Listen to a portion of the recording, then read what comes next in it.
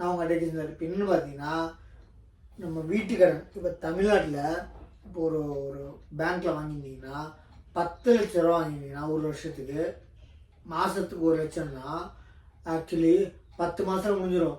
ஆனால் மாதத்துக்கு 1 லட்சம்ன்றபோது 10 லட்சம் எக்ஸாம்பிள். மிச்சம் 2 மாதமும் நீங்கள் வட்டியாக தான். ஃபஸ்ட்டு 2 மாதம் வட்டி கட்டுவீங்க, அதுக்கப்புறம் 10 மாதம் கட்டுவீங்க அசல்.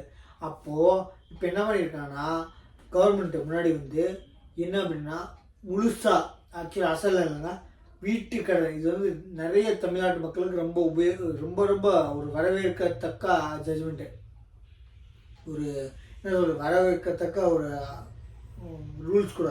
என்னென்னு பார்த்தீங்கன்னா, இப்போது வீட்டு கடன் எடுத்துருந்தீங்கன்னா அந்த வட்டி வீட்டு கடன் இல்லைன்னா வீட்டு கடனோட வட்டியை ஃபுல்லாகவே தள்ளுபடி பண்ணுறோம் அப்படின்னு இருக்கான்.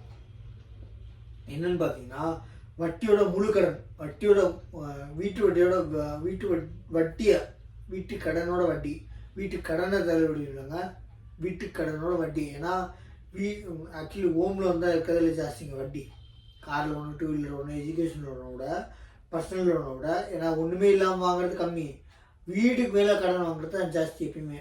ஏன்னா வீட்டை எடுத்துக்கு எங்கே ஓட முடியாது, கட்டியாகவும் தெரியும். அதனால் வந்து வீட்டு கடன் மேலே வட்டியை வந்து ஃபுல்லாக தள்ளுபடி பண்ணுறேன்னா கவர்மெண்ட் சொல்லியிருக்காங்க. இது ரொம்ப ரொம்ப வரவேற்கத்தக்கதுங்க. ஏன்னு பார்த்தீங்கன்னா வட்டி தான் முக்கால்வாசி, கால்வாசி தான் பிரின்சிபல்.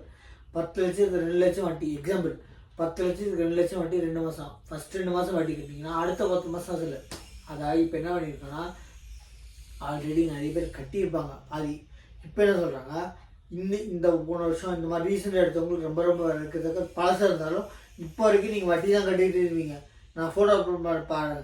ஏன்னா வீட்டு கடனோட வட்டியை ஃபுல்லாகவே தள்ளுபடி பண்ணியிருக்காங்க. யாருன்னா தமிழ்நாடு கவர்மெண்ட். இது முழுக்க தமிழ்நாடு மட்டுங்க.